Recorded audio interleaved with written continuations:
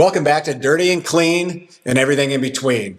I'm Tim Scheib with Real Broker. This is Jeff Claman with Claman Custom Homes. And today we're going to have a conversation about construction, real estate, business, entrepreneurship, and just life in general. No scripts, no fluff, just a real conversation between two people who live it and breathe it every single day. All right, you ready for episode 2? I am ready. I'm going to start off hot. Okay, let's go. What is the most difficult thing about building a home? Wow, you did start off hot. Well, let me back into it a different way. Okay. So what's easy is listening, which can be hard for others. Yep. But I've learned, I haven't mastered it, but it's actually a gift of listening and developing and designing what a person wants and needs. What's hard is, well, I'm going to back up into it again, is the subs, building a team, all that isn't necessarily easy, but if you allow yourself to not get emotionally attached to certain contractors and everything else and really build a team that is for what you believe in, that can be not hard. But once that is, building a home is easy. So the hardest part is getting all the right people in the right places. Correct. That's one of the hardest parts. Probably the other part is the perception of the client of what it should cost and what it really does cost. That, for me, lately has been a big disconnect. Yeah, and I mean, we went through some of the toughest times in the COVID era where prices went wild, but what it's hard for people to understand is that prices continue to go up. Yes. No matter what, Yes. And they fluctuate. Correct. I know we were just talking about siding, and vinyl siding's gone through the roof, and people don't understand it. I thought it would cost $10,000 to side a house, and apparently it's $20,000. Yeah. Well, and vinyl siding, believe it or not, compared to hardy plank, is almost the same money. I mean, if you use an average, decent vinyl siding, but it's the paint that's a different price. Yep. That is asinine to me. Yep. But it's the materials are getting, we can go into all that, but the trying to get, the hardest part is just trying to fulfill the wants and needs of a client. I really believe that's the hardest part. Building a house is super easy.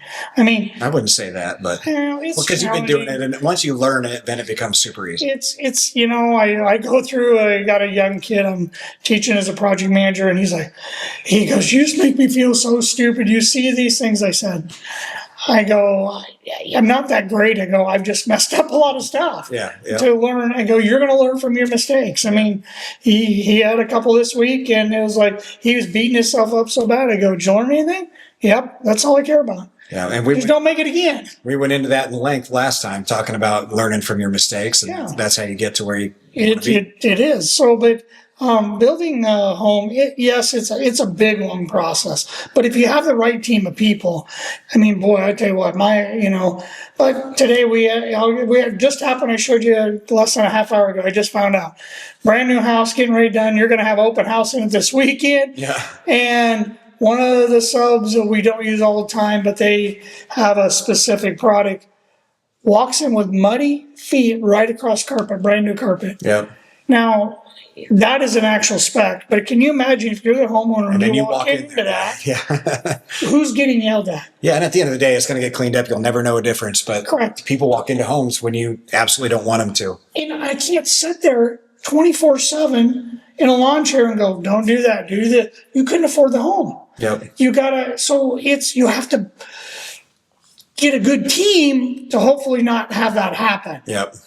But I shake my head. What are you thinking? Yeah. How does that even happen? That kind of crap happens all the time, though. I know. But the homeowners don't think it should. Yeah. I mean, and I get it, but it's like, do you think you or I want that to happen? Nope. So tell me, how do you go about picking, when you're trying to develop that team, how do you go about finding those right subs?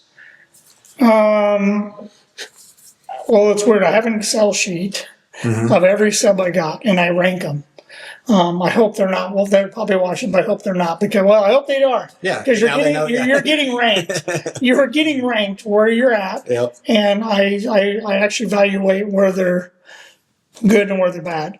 And when they start, it is so crazy. The ones that used to be at the top, it's like an elevator. They go up and then they always tend to go down. Yeah. And so as I do that, like I'll sit down and have conversations with them. You're not living up to the expectations that we set in place. Here's what I expect in a claimant home. Professionalism. We want integrity. We want character, and we want quality. Yep. I understand you're going to make a mistake. Just own it. Don't run from it, and we'll work through it together, and I'll have your back. Yep. That's probably what I look for in subs, though. Yeah, I love that. Like, just tell me about it. Let's talk through it. Like, because people will mess up. I'm not going to scream and yell at you unless you don't tell us and you try and hide it. Correct. Then you're going to hear from me. But that's integrity. Yeah. So I look for integrity. How do you find that? You get to know them I know a lot of these people's families. The subs are like family to us. A lot of them, I've had someone with me for over 20 years. They just have been with me. They're that good and we have that good a relationship. Now you want to keep business. Yep. That's like what you said earlier when you were talking about getting your subs. You try not to get involved emotionally. Correct. But on the other hand, their name isn't on the sign outside. Yeah. And that's not arrogantly to say, but it all runs downhill right down to me. So if something's wrong, it's coming to me and I got to own it. And when I talk to buyers that are talking about, building a new home and they say, oh, I want a builder. I ask them up front. I'm like, do you want a builder that's going to be more affordable? They buy it at bulk. They can build them a little bit cheaper, but you're not going to get the owner walking through the houses. You're going to get their generals who are paid employees who don't have their name on the sign. Or we can go to a smaller builder or a builder where the builder's name is on the sign. The builder walks through the houses because they care about the finished product, the quality. You're going to pay a little bit more. Which direction do you want to go? Because people, some will want to go that cheaper route just because of budget. And it is what it is. And then at that point, I got to find the best of that type of builder. And they're out there, but I would strongly suggest to anyone go after a builder. It doesn't have to be me. After one like me, a smaller builder that's more engaged. Just don't get you're probably not going to get all the amenities, but you're not going to have the problems with your home either. Yeah. Typically. We were just talking before this about one that gave the house back. Tell me that again. They went for a cheaper builder. So about 2 years ago, had some people reach out to me about a home. They're professional people, had some family farmland. Everything went good. We talked through things, drew them a plan, went through the budgets, went everything, and then they kind of ghosted us. And we kept calling, okay, well, must have scared them out of it, everything else. That was 2 years ago. Last year, I get a call. Guy calls me, and I didn't remember his name, and he goes, yeah, what's his name? And he goes, I go, who is this? And he told me, oh, yeah. He goes, I remember you. And he goes, I need to apologize to you. And I go, for what? And I was laughing. I go, for what do you don't me know? Well, what are we talking about? Yeah. And he goes, well, I thought I was being the man of the house, helping my family. And he goes, you were about $20,000 higher on our house project. And it was a little more than we wanted to spend. And he goes, so we went and found a different builder that was cheaper, and we chose him. And now they went broke. We're in a lawsuit on our family farm ground. And I'm like, oh my goodness. And he sent me some pictures. And it's a disaster of a thing. And, I even offered, what do you want help? I didn't build it, but I can help you get, I'm not going to own into the problem, but I'll help you try to get out of it. And he's like, no, that wouldn't be your deal. And he goes, I learned a very valuable lesson at a young age. He goes, you weren't any cheaper. Yeah. and at the end of the day, what what is that really worth? You were actually cheaper because the lawsuit, the cost of the repairs, all that's going to probably go way over that budget. Yes, and you know, talk about feeling bad. I mean, they're great kids, and I mean, it makes my stomach turn for somebody like that. It doesn't need to be that hard. I just had that. I told you about this the other day. I went into that listing appointment. I'm looking at this house, young couple. They need to move, and I'm like, it needs a roof, it needs siding, it needs windows. This whole basement is a problem. Like, I don't know if I'm going to be able to get you out of this house. I don't know their personal situation, but I'm like, I felt for them. I'm like, this absolutely sucks, but I'm going to tell them this is what it is. And fortunately, they reach back out and they're like, we want you to list the house. Let's give it a shot and see what we can do. But it's like, you just bleed for people on the inside when they get put in bad situations. So how can we help them? How can we help people to understand that when you're just trying to help, I'm just trying to help, the numbers are what they are. They're not going to lie. I mean, we have a margin we're trying to make. We're not trying to rip our base head off. You're not doing the same thing. But like your service and everything you give, like it is kind of a little regulated, but you give a different value. Mm-hmm. Like, I feel like we give a different value. Right. The value's worth, you can't put a price tag on that value. But at the end of the day, like, people are going to make their decision. And just like we said earlier, they have to learn from their mistakes. Correct. And, this young guy, the next house he buys, he's probably going to look a little more into it and make sure he's got someone who's not going to guide him down a path that's going to put him in that bad position. But sometimes you just got to learn from your mistakes. They're going to decide to do it. I asked him, how he found his agent. He's like, oh, we just found it on Zillow. We just found it on Zillow. And I'm like, that's a prime example.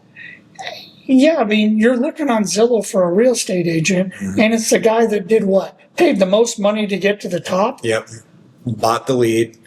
Now they paid for it. Now they need to dump it, get rid of it. Let's go to sell a house real quick, move on. And I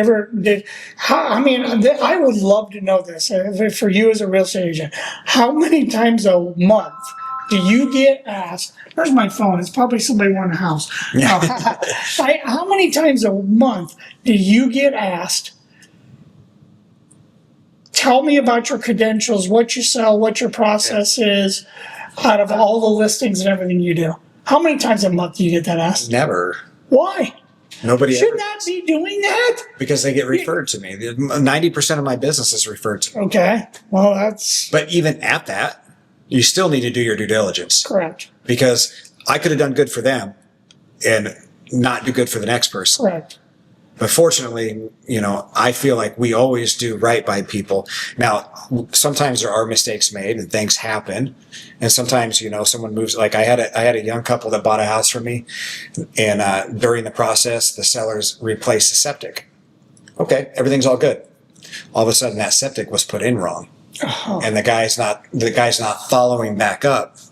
And I take every phone call from that buyer because I want to see everything I can do to help him. Now, I mean, the new septic set, it passed. It shouldn't have passed. Correct. With the county. Shouldn't have never made it past. It shouldn't have passed. But you're trying to take some ownership. I want to help, and I'm like. And I didn't mean ownership, but you're trying to do what you can because that's who you are. And I would love to take ownership for it, but there's really, we had a new system put in, and they should have had a warranty with it, but that's the only ownership I could take is why didn't we ask if there was a warranty? But who would ask if there's a warranty? It should have been there. It should have been, you know what I mean? Yes. And when the county has to approve it and inspect it and all that, how does it pass? So right now, that's where they're at, with the county, because the county passed something where they put the I don't know if it's the intake or the outtake too high. So it fills up with water, so it's just one of those things where it's we're in a business where we do everything we can to help people. And we're also in a business where there's other people, same with you, builders, that don't do everything they can to help people. They get the money and they check out. And that's such a dangerous thing. It's as a realtor, there's only, you're showing homes, but there's more. I don't want to downplay like that because there's a lot more involved with the realtor closing statements, things messed up, looking at the day-to-day emotions of buyers and sellers is probably where we make our money. I mean, and I'm not saying everybody's dramatic, but like the idea of buying a house, it's the biggest purchase, is on their mind 24/7, selling a house on their mind 24/7. And I want to say that's like one of my greatest strengths is I take every phone call. And I mean, there's times where I look at it, I'm like, oh gosh, it's not going to be a fun phone call. Answer. Hey, what's up? You know what I mean? That's the difference right there. But see how that is such a little difference, but it's, you know what it is for other agents? It's this big a difference. Yeah, for sure. I don't want to do it. Yep. I don't care. Yep. I'm not doing it. Yep. Screw them. I don't care. They're just. I'll get back to them later. Yeah, maybe. it's maybe, and 2 days later, and then oh, you called me? I didn't see you called me. Yeah. You know, I mean, I hear it all the time. Like, I don't. I'll take calls that I hate taking, but it goes back to your integrity. Yep. Do the right thing because it's the right thing to do. It's a separating factor. So let's go back to construction, right? What is the most common thing you see happen that like mistakes that are made? Where do you see the most, like, just about 50% of the houses during that construction, yep, you did it again, or there's a problem. The biggest one I'm seeing right now, and I'm not trying to throw developers under the bus, but developers are developing ground, and because of the cost, the land has got so expensive. Mm-hmm. They're putting in the lots and maybe chinching on elevation and certain things or whatever they're doing because they're trying to make a buck too. Yeah. And I'm not trying to beat them up, but what I'm seeing is a lot of them are saying it's a walkout lot. Okay. They go, oh yeah, it's a walkout lot. Developers said it was a walkout lot. It's nowhere near close to lockout lot. Yeah, if you want to lift the foundation up. 8 foot, and you got a driveway this steep. So what I'm seeing the biggest mistakes is hurrying up and not. I call it like dating. I really do. It's just like dating. When you were young and you started dating, you didn't. Well, guys, when we're young, we do fall in love really quick. But you didn't go one day to go, oh, I'm getting married to him. Mm-hmm. No, you dated a while. You figured out what it was like. I mean, this is no different. You just don't go out. Oh, hey, you say you're great. Let's just do whatever. I'm going to buy the lot. Give it all to me, and not dig in and figure out what you're getting. Because if you do that when you're dating, you end up catching a lot of baggage. Correct. And if you do that when you're buying a lot and looking to build a home, you can get a lot of baggage. And a lot of the wrong things. So I think the biggest misconception, it has happened, I swear to God, 6 to 8 times this year for me. I cannot believe.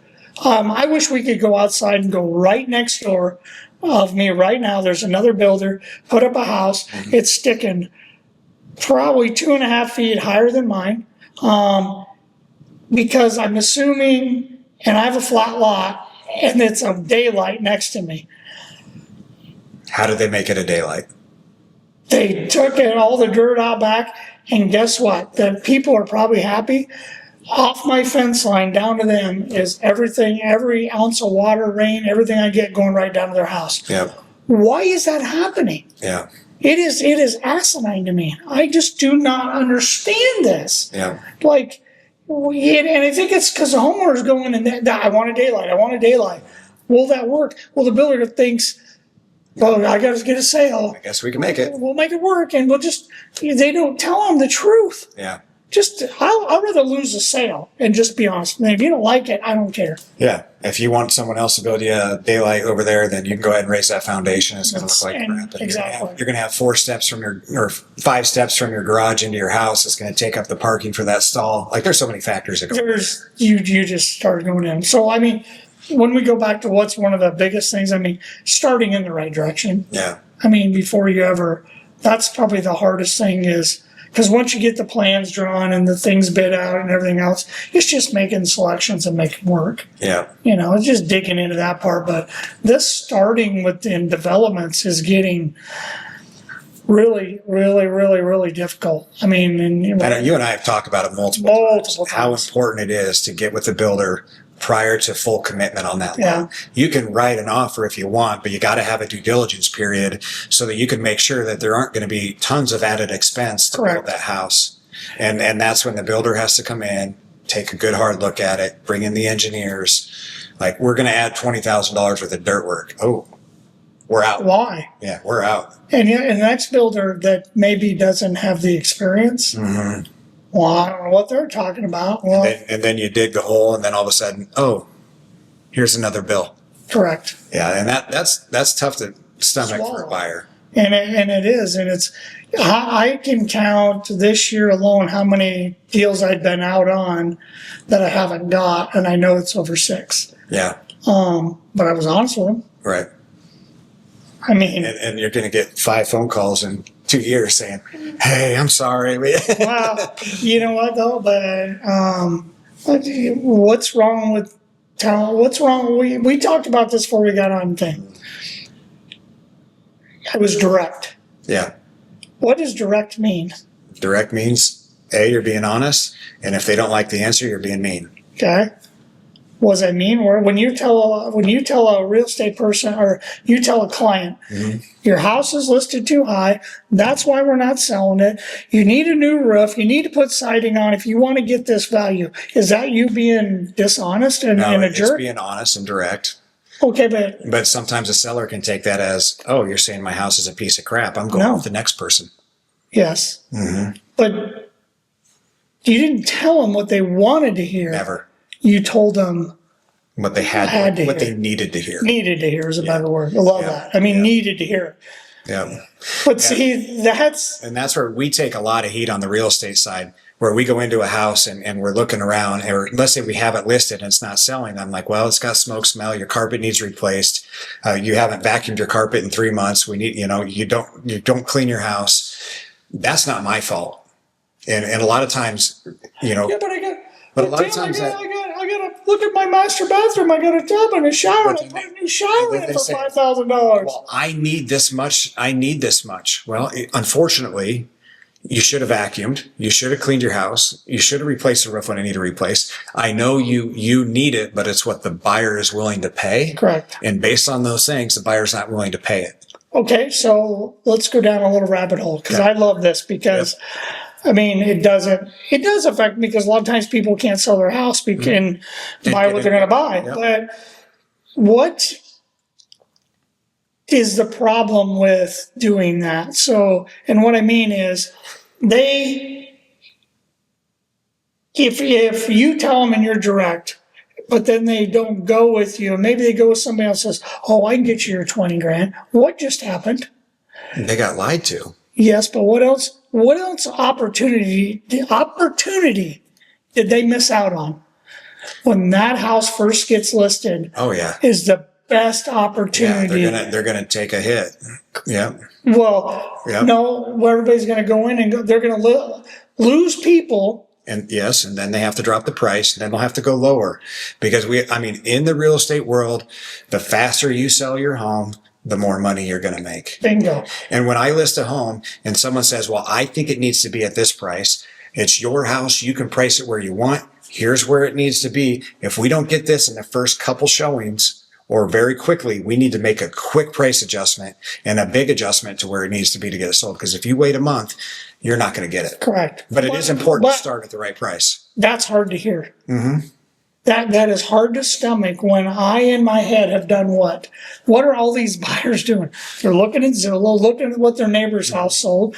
They don't know what's in it. They don't. Neighbor's house. I love the neighbor's house. That's why I'm saying it. Yeah. They look at all these things and go, "Well, my house should be worth this." Yeah.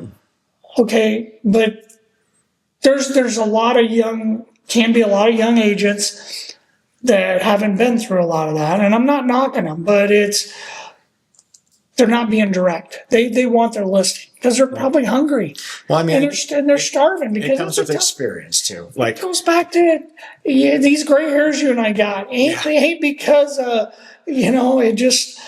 It comes with experience because I don't have a problem telling somebody what they need to hear. And when you're younger, it's harder. When you're new in the business, it's harder. I mean, I talked to your wife today, and someone came with a bulk wrap offer, and I said, "Listen, if you were to put it at a different price, will you think you could sell it for that price? Yeah. And is that higher than the one that they're giving you right now? Yeah. Well, yeah. And she's like, well, screw them then. We're going to, Yeah. I'm like, She needed to hear that the light bulb went on for her. She already knew it. She just needed to hear it as confirmation, but it comes with experience. Like someday she's going to be right there and she's going to say, here's what needs to happen. Yes. Forget these guys. We can drop their price 25 grand. We'll get it sold in a day and it'll be done. Yeah. But we don't need to go down 70 grand or 50 grand. Exactly. So it comes with experience and confidence. At that conference I was talking about, what was it? You need to be the authority. That was the whole theme of it was authority. And the day before, you need to be the real estate police. Yeah. I mean, the day before we had our mastermind with just my group, and my comment in that thing was, you need to be the authority. And I had no idea that was the name of the conference. So the next day I walk into the conference, it says real estate authority. I'm like, exactly. This is the way it is. You can take my advice and you don't have to take my advice. But I'm telling you right now, this is the way the market is. This is what the buyers are going to see. This is where we need to be. What do you want to do? Okay, but then do this. Help everybody understand. Because the perception can be, well, he just wants a lower price because it'll be easier to sell. Because anybody can sell a cheaper house if it's under the market value. That's not accurate. No. Why? Well, I mean, it is accurate. Anybody can sell a house if it's cheap enough. But that's not what you're doing. No. Because at the end of the day, like you said earlier, the sooner you sell your home, the more money you're going to pocket. So like if we put it at a low number, the market is going to dictate what that sales price is. So if we put it right here. Say that again, the market. The market's going to dictate. Market, yes. Not Tim Scheib. No. The market will dictate. So if we price it, maybe we are a little bit low. We're going to get, and I've done that. I priced a home and we got 5 offers and guess what happened? We sold it where it needed to be. Right. But the market driven. The market. That drove it. It wasn't you. Yep. And me and my wife learned this a long time ago. We love to, and she does it, says it to people all the time. And I've never asked you this, but your first offer is always your best. I know why now. I never understood it. We, our first real estate transaction, we held out. We want more money. Yep. We want more money. And what they offered us, we ended up getting $20,000 less. Yep. Because we got greedy. Yep. We thought it was worth more. Yep.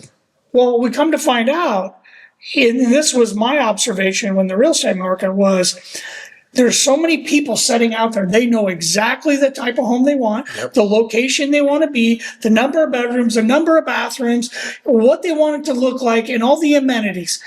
That one house comes on, they're like, honey, we're ready to make an offer. Yep. We know we've looked at 100 other homes. Yep. This one is worth this amount of money. They're going to offer you what is fair and what they're willing to give. And your first offer, because they've been looking, and especially in a market like we're in today, that's what they're doing. Well, and that's why we see some houses sitting for a long time, and we still see houses selling multiple offers immediately. That's exactly what's going on. Yep. Because they're priced right. I mean, trust me, there's times I'm, as a builder, we get a price and we know the amenities and what we like. Sometimes I got to eat a little profit because maybe that's what the market's telling me where I got to be. So right now, new construction has to be a little bit different as far as that goes. It's a little different. It has to be a little bit different. Like that first offer isn't always the best when it comes to builders. I know that. No, well, it could be the best.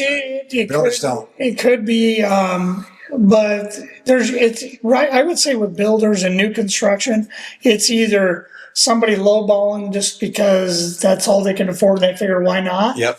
Or you're going to get a realistic, good offer. Yeah, like I don't even know if we talked about this last time or not, but people are so emotional today, and the minute they put it in writing, they're emotionally tied to that house, and they don't want to walk away from it. No. And so when they write an offer on a house today, you're typically going to get it put together. Correct.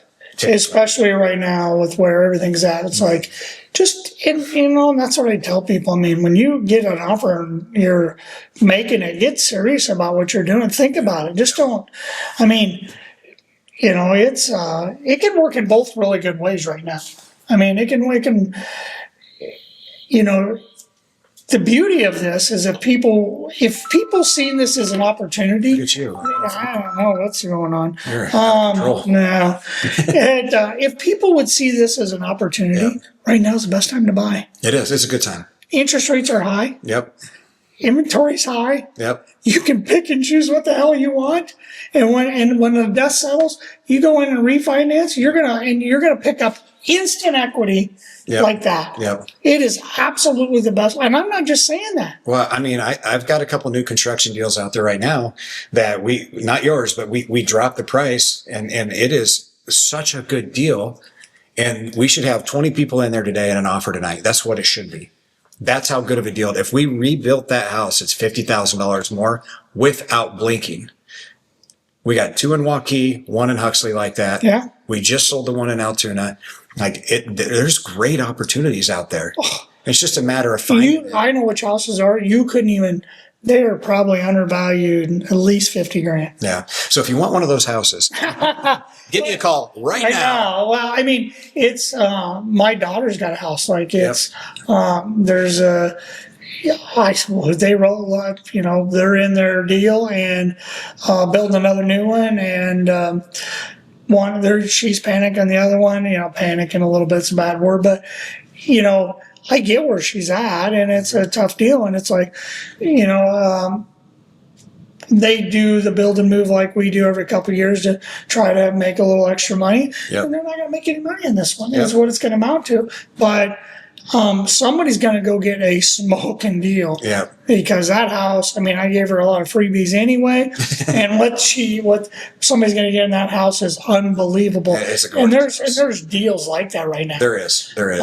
And that's why I said, during COVID, like, how many offers would you get on a house? Oh, 4 to 5. Like in day one. The minute you put it up, yep. Like it was bananas. And you get priced at what, 20,000 higher, 30,000 higher? It was really worth. But then it goes back to the market. Like we would price it where it was, knowing we'd get over list. Yeah. No, like if we put it aggressive, we're going to get 30 people in there. We're going to get 5 to 10 offers, and we're going to sell for 10 to 20 over. Yeah. Like that's kind of the way it was, and it was. I look back at that time and I'm like, that was a weird time. I mean, I think I sold 90 homes that year. And I'm like, how did I mentally sell 90 homes and still we had so much fun. Every night we'd go hang with our neighbors and whatever, but still the next day we'd go crush it in real estate. Like, I don't know how that worked, because today, I'm on pace to probably sell 90 homes again, if not more. And I'm so busy, I don't even have time to do anything. But back then, we had all the time. But it was because you show one house. One house. You show one house. They targeted homes. Or you didn't even show the damn house and you wrote an offer on it. And then, it was COVID time. So it wasn't 20 visits back to the same house to measure for blinds and furniture. No. It was go to the inspection, then you go to the closing. Correct. Like, boom, boom, boom. That's what it was. So let's talk about this. What's a better market? What would benefit everybody the best? It ain't COVID. No. And so we look back at 2006, our MLS, we had 6,000 homes for sale. We're at 4,500 right now. Wow. And we're creeping up. But back then we didn't. 2,200 COVID? COVID was 1,800, I think, at one point. 1,800. Which was stupid. But back then, in 2006, we didn't have Marshalltown in our MLS. We didn't have Newton. We didn't have Ames. We didn't have Panora. We didn't have Winterset. We didn't have Knoxville. And all those small communities, they couldn't handle it once COVID was done, or they couldn't handle it when the market got bad starting in 2008 and 10. They joined our MLS. So not only are we still less than we had in 06, but we also have way more communities inside of our MLS. So the light bulb should go off when buyer activity turns. We're going to be right back in that same position where it's going to be crazy. And the light bulb only needs about 1/4 to 0.5% drop in rates, and that light bulb will go off, and everything will start to go crazy again. Not crazy like back then. Tim, I don't know. I'm being honest. I mean, it could.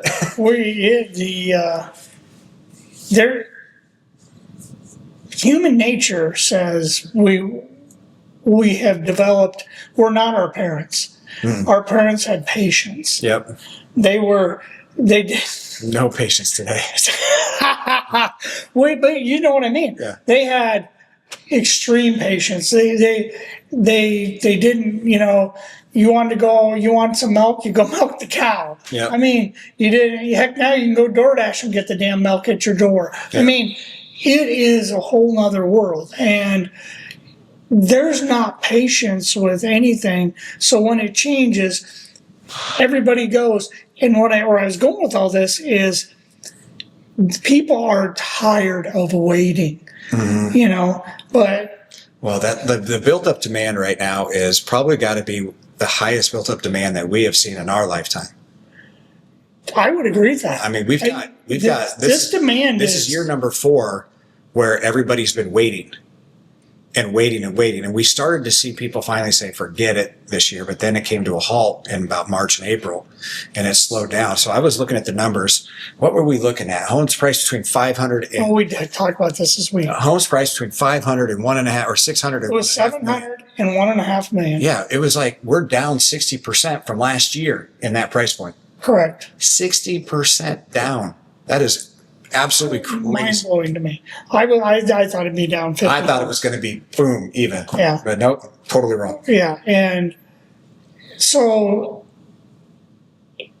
what's going to, the Lennars, the D.R. Hortons, the guys that really probably know this market better or know real estate, where it's coming and going, what are they doing? They're putting holes in the ground. Yeah. They're scrambling to put as many houses up as possible. I understand. Why? Because they know that the demand is going to come, and when it comes, they're going to have the product there to sell. And they're also so cash rich, they don't give a shit. Correct. Like, we're just going to put it up because what's true? Every house eventually sells. It will. Everything will sell. Even the house I went to today that I just... that you told me about. Yeah. Like, every house eventually will sell. It may not sell for what the person wants, but they will sell. And those big companies like that, they'll take a hit on a few houses knowing that they're taking the risk, and then it'll all come back. They're just going to move it. They're going to move it. Absolutely. It's like when it'll, they do this, and they have their hills and valleys. And They do this, but it always goes this way. I know. It It's always always goes up. trending. Yeah. And it always trends up because they follow it, they watch it, they eat, breathe, sleep it.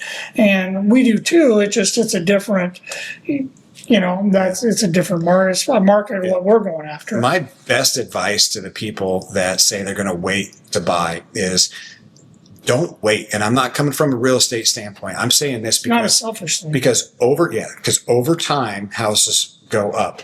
And so the sooner you can purchase that house, the sooner you start to build that wealth. You wait a year, you miss out on that year and you slow down. It's like the curve of investment where it goes like this. You look at that person who bought a $50,000 home back in 1970. That home's worth probably $800,000, $500,000. Absolutely. Whatever. They made a ton of money because they started that curve early in life and they made it work. And the biggest, so you got Zillow and you got those HGTV. Those two things, I'm thankful for them both. I hate them both, but I'm thankful for them both. They paint a picture that's not true, but what they do is they get people wanting to buy homes. Correct. And so the difference from back then to today, they lived in their house for 50 years, and today we live in a house 5 years and we move on. I mean, you look at, when I go through a neighborhood back in, like these neighborhoods back in the 60s, right? You go through those neighborhoods and you'll have one house that sells every 4 years, and then you'll have this house, they've lived there since 1950. 1950, sells every 2 to 3 years. 1950. I mean, it is a common trend if you go to older neighborhoods. Once it sells once, it keeps selling over and over and over and over. Correct. Because in today's world, people see that shiny diamond and they go after it without thinking. They absolutely do. And the longer you stay in a house, the more money you're going to make. Absolutely.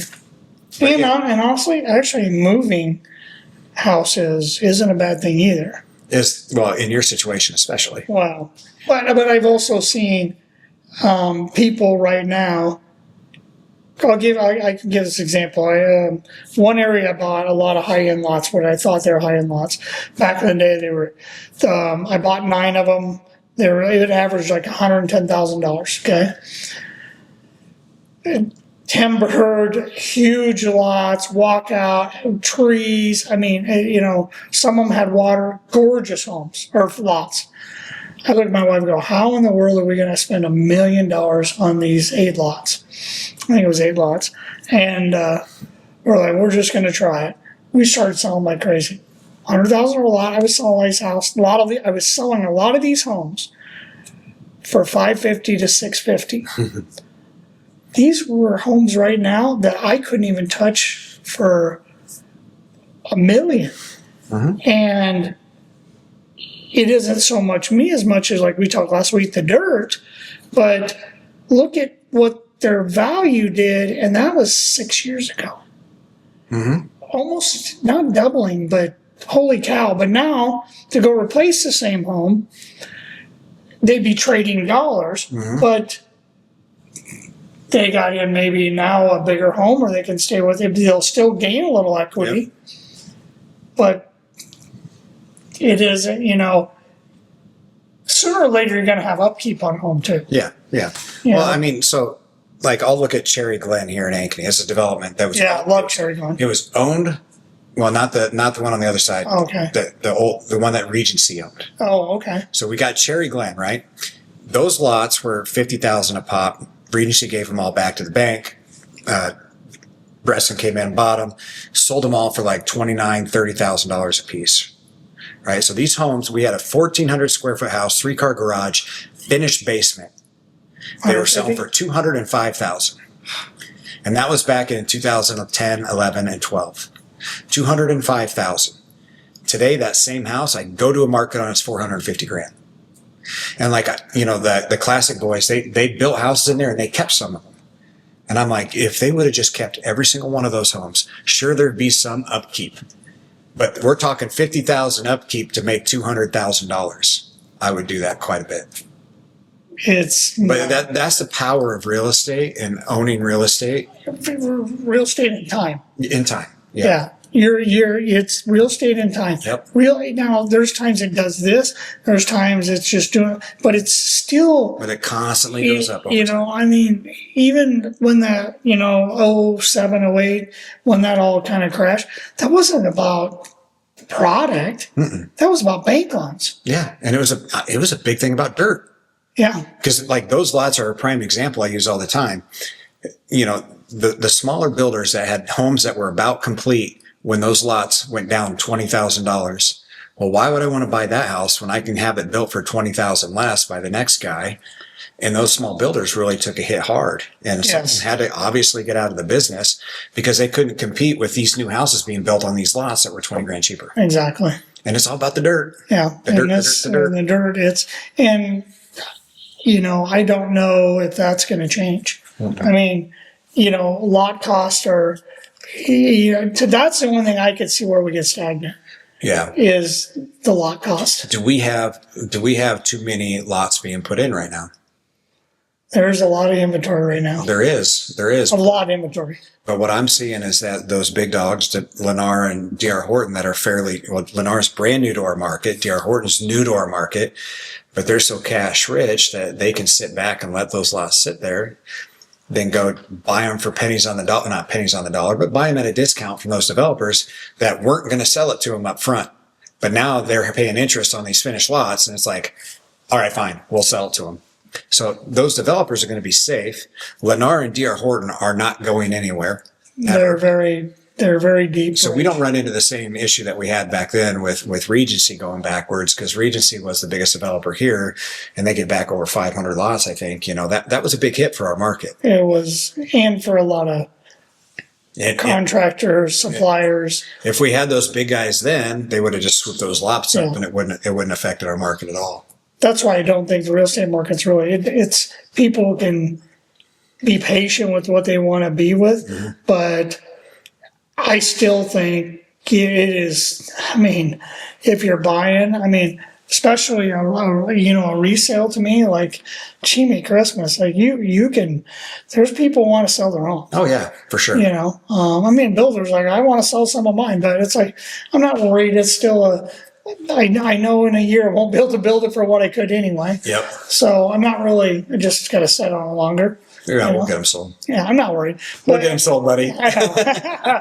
But, you think about some of this, it's just this dirt is, they want to, I don't know. It's just some of it that gets a little frustrating. Yeah, on the it's dirt getting side. so expensive. It is. But like anything, it is what it is, and you just got to figure it out. And you keep Well, building. I mean, our inventory, new construction wise, is so down right now. I mean, over the last 6 months to a year, like we're seeing low numbers of foundations getting put in the ground.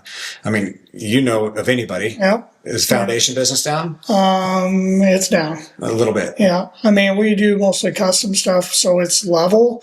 We're going to be right at where we usually do, but there's some guys that are like we pick up some news, but like we can't get over the hump. It just feels like it's. Is it time to go acquire some foundation companies? It might be. I mean, it's. I'll give Jeff a call. Yeah, It's just like like I started out last week. It's kind of a scary time. Yeah, it is. It's because It's of the unknowns, the uncertainty, and that's why the buyers aren't hitting the market. Is because they're just uncertain about what's next. well, and this goes back into a life. Now we're into a life instead of the real estate market and business, but it's of some of us don't mind taking risk. The majority of the public don't like risk. No. So that's why right now, these decisions feel very risky. Mm-hmm. When me and you are going, gosh, this is a no-brainer. Yeah, no brainer. We should do that. Very much so. We should jump on this, go do this. People buy, I'd be the first to tell them. I mean, if I thought some of this was dumb, I'd be like, don't do it. You did that not too long ago with a buyer, and they're building a house with you now, and they wanted this, and you're like, hey, look, I know where you're at in your life. You almost played dad, right? Yeah. You're like, let's hone you in a little bit. Let's get you what you need, and let's figure this out. Great example. Kid has a $1.2 to $1.4 million budget, and I talked him down to go, you don't need this. Yep. And I said, I'll give you it if that's what you really want, but now we're going to build around a modest $800 and some thousand dollar house. And now, would any builder do that? I don't know. I don't care. They're going to build 1.2. They will. I like the kid a lot, and I don't know. I don't want to see him get in trouble. Yep, exactly. I mean, but I told him, I said, it's your money. You can do what you want to do, but do you really need all of this in your stage of life? Yep. And I had the same thing. I had a young couple. They had one kid, and they kept their budget was right here. And we kept looking at these homes, right? And they wanted a finished basement. And I'm like, look, guys, we can go look at, I want to show you one house, one new home. And I went and I showed them a new home, and they were like, and the basement's not finished on the new home. But guess they didn't have to these older houses. Every house we looked at, they would have had to tear out the basement and redo it. I'm like, you're tearing out the basement and redoing it anyway. This basement right here, it's clean, it's new. Upstairs, they were like, oh, we love it. We love it. And they're like, we never would have thought, we actually did not want to see new construction. But now that we're here, this is a no-brainer. I'm like, think about it, guys. You don't have to replace a roof. You don't have to do this. You don't have to do that. The only thing you have to do is put blinds in the house. We can ask the builder to do it. And you're going to have to do landscaping. But you don't have to do that this year. You can do that next year, 2 years. Yeah, and you can do it yourself if you want. And they needed a fence for the dogs. Well, the builder put a fence in. There you go. And like we were talking about, you can get what you want in today's market. Correct. And stuff like that. And it's like, you actually saved them money. I 100% saved them money. But everybody's going to say, well, you made more commission up front. Sure, you made a little more money. It was the same price. It was the same price. Okay. But you saved them money because they don't have upkeep, the repairs, all this other sooner stuff that goes wrong with their homes. I'm not knocking them. I mean, I had a lot of rentals at one time. I mean, it can be painful. Yep. Some of that. So I think it's, I don't know. I love the new construction. I love the building of homes of this. Like I said, I love that it's kind of challenging because if it was easy, everybody'd do it. Oh yeah, for sure. And, There's a lot of people that do. Well, they try to do it. Yeah, they try to do it because they think it's easy. And Same with real estate. As a real estate agent, I mean, I've said this for years. I wish, and this is not knocking real estate agents, but I wish some of them. There's some that probably shouldn't be in it. Oh yeah. And if there's the same thing should be some that shouldn't be builders. Yeah. Every business. I might act like I'm a goddamn plumber and I shouldn't be a plumber. I mean, it's there's things that's like kind of. I'm not saying that it's a bad in a way, but it's like, it just goes back to the consumer. And I even said this with health after my deal was, you have to do your own due diligence. You have to be your biggest advocate. Yep. You have to go and dig and not just go, oh, ChatGPT told me today this is what Tim, this is what it should cost. Yeah, right. What does it cost that? Chad said it should cost that. Yeah. I had somebody say, that's what you said you should build for. I said, well, maybe Chad should go build it for you. Yep. Yeah. Have fun with that one. Yeah. I mean, hey, I get they're comparing, they're doing things like that, but it's not the same thing. Yep. Well, I mean, there's so many things that we can do as professionals, and there's a lot of people that don't do those things, and they just run into a difficult time, like guiding their clients the right direction, and helping them understand things, helping them know. Yes. And I'm not saying that like I know everything. No. But experiences, I've been through almost every situation, and I still experience new situations, but all that experience helps me put my people in the right direction. The right place. Not always, not the direction I think they should go, but the direction they should probably go. Correct. And when I say I think, I mean, there's times where I think they should do this, but I also know, well, this isn't me. This isn't my life. Because they're not telling you everything all the time either. There's, there's a lot of poker going on. These cards are really tight to the. You know what I do say to my sellers, though? I try and tell my sellers, don't ever tell me your bottom dollar. You know why I say that? Yeah, because the odds are, if you tell me, well, the bottom dollar I would take is $350. I'm going to get a phone call inevitably from somebody that wants to see the home, my client. Now it's my client, right? I show them the home and they write a house is $400 and they write an offer for what? $350. And then what do you do as a seller? That son of a bitch told him what my bottom dollar was. Yeah. So I just said, don't tell me your bottom dollar. If it's $400, my job is to sell it for $400. And I don't want to know your bottom dollar because I don't want you to ever think that I'm sharing private information with somebody else. Which is great. And then I think also by you not knowing that, you're going to fight for them harder anyway. Absolutely. That is a really good point. I don't think people. I came up with that all by myself. I bet you did. I believe it. No, I think that's wonderful, and that's.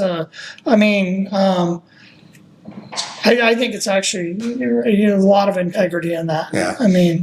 But it's true, and I kind of learned that over time. Where someone would say, our bottom dollar is this, and it's just the way the universe works, Yeah. And I'm like, I did not share that information with them. This is what they wanted to offer. And gosh, it's just you said it last week. It's when you're doing the things when no one's watching. Yeah. Yeah, integrity. And same guy that came up with this shirt. Nobody cares more harder. Love it. Cameron Haynes. He's a bow hunter. Yeah. You would love his content. But it's funny. So this shirt, I always wear it the last day of every conference I go to. And when I wear this shirt, I get so many compliments. It's ridiculous. And so many people look at me and like kind of giggle because I love it, dude. This is who I am. Nobody cares. Work hard. Because at the end of the day, the only person that really cares is you. Exactly. I think you should brand something. It's already there. Oh no. You could call it "Nobody Gives a Shit." Nobody gives a shit. Get to work. It's there's at the end of the day, people can say that, but they really don't. No. Yeah. I mean, you gotta. That's why I say I don't look at what other people are doing. Neither do you. Yeah. No one's going to give you a trophy for how hard you work. Nope. But the results can show. It's just like, we're doing a home show house this year, and a lot of people are like, how's things going? Hey, what are you feeling? Like, what's the other people doing? I don't know what they're doing. Like, I don't really care what they're doing. I really don't care what they're doing. I care what we're doing. Yep. Well, let's finish with that, right? So, home show. Yeah. When is the home show? I don't know. September, I think. Mid-September. Mid-September. I honestly don't. I know it's during my birthday, September 20th, so come to the home show and celebrate with me. There you go. But the home show, so you're really excited about that. Your house is about 90% complete? It is.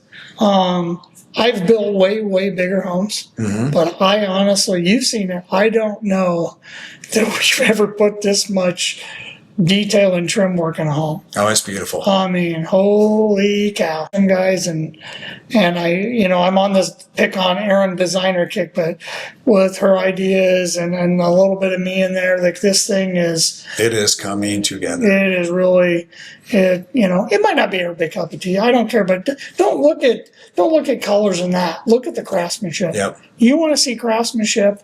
I'm telling you what, I am arrogant about one thing. There won't be many beat on this. Yep.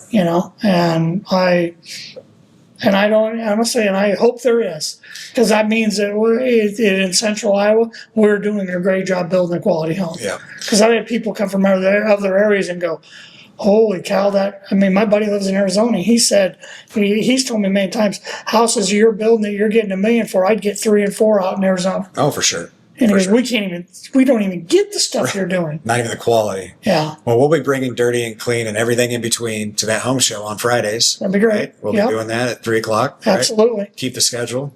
So make sure you stay tuned for that. And I don't know, maybe we'll come up with something next time, some sort of a giveaway for tickets to the home show. That'd be great. We should do something like that. Yeah, that'd be really good. We ought to actually, they'd have to do, take us to home show. We can do something to State Fair now. Marketing meeting, we'll have to get together, right? Yeah. So make sure if you're looking to buy or sell a home, my name's Tim Scheib. I'm a real estate agent in the Des Moines Metro. If you're thinking about building a home and you just have questions or you want to plan for the future, Jeff Claman, Claman Custom Homes, and we will see you guys next week. Yeah.